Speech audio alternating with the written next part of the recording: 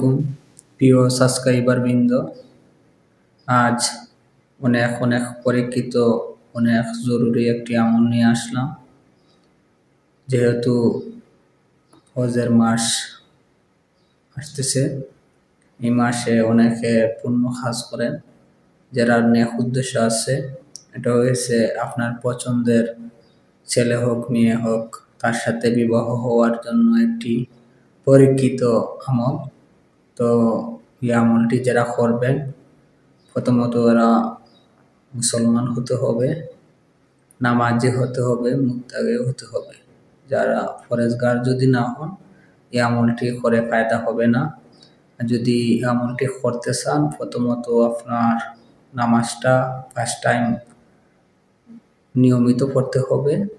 যারা পুরুষ আছেন জামাতে সহিত পড়ার চেষ্টা করবেন, যারা মহিলা আছে ঠিক টাইমে নামাজ পড়াটার চেষ্টা করবেন। তো প্রথমত আল্লাহর একটি ছোট্ট একটি নাম, এই নামটা যদি আপনি 41 দিন আমল করেন, আপনার যার সাথে আপনার বিবাহ হওয়ার জন্য এই আমলটি করবেন, ইনশাআল্লাহ আল্লাহ তাবারক ওয়া তাআলার উসিলায় আপনার তার সাথে বিবাহ হবে। যা বর্তমান সময়ে অনেক খারাপ সময় চলতেছে, যে আপনি যদি মন থেকে খারাপের কোনো উদ্দেশ্য থাকে, তাহলে আপনার কাজটা হবে না। এই আমলটি করে অযথা সময় নষ্ট করবেন না। প্রথমত আপনি 5 টাইম নামাজি হতে হবে, সত্য কথা বলতে হবে, হালাল খাদ্য আহার করতে হবে।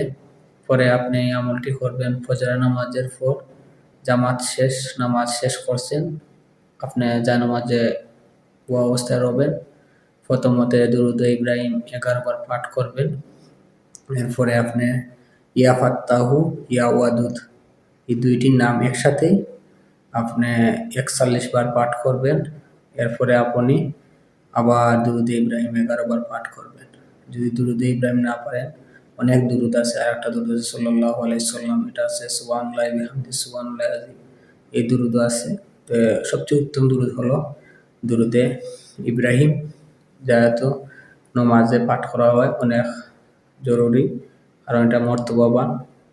তো আপনারা একাধারে 40 দিন করবেন। 41 দিন করা শেষ হলে আপনি প্রতিনিয়ত আমল করা শেষে একটা দোয়া করবেন মুখতসর।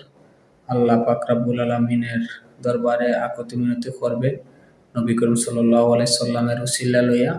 এভাবে আপনি 41 দিন করার পর ওই মেয়েটার বাড়ি যদি আপনি প্রস্তাব দেন বা ও ছেলে হয়, আপনি যদি কোনো উকিল মারফত আপনি কোনো তথ্য পাঠান, ওনারা রাজি হয়ে যাবে, আপনারা আমল করবেন।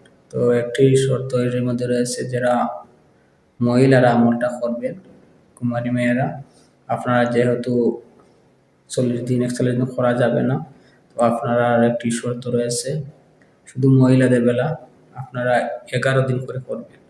প্রথমে 11 দিন করার পর যদি আপনারা শারীরিক অসুস্থ হয় না, বা আপনারা জানেন আরও 11 দিন আপনি সুস্থ হবেন, তা আরও 11 দিন করবেন। এভাবে আপনার 3-11 দিন করতে হবে। প্রথম 11 দিন পরে যদি আপনার রেজাল্ট আসে, তাহলে আর করা লাগবে না।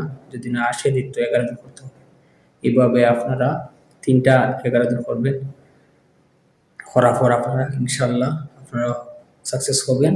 তো সবাই ভালো থাকেন, আর নেক কাজের জন্য সবসময় অনুমতি আছে।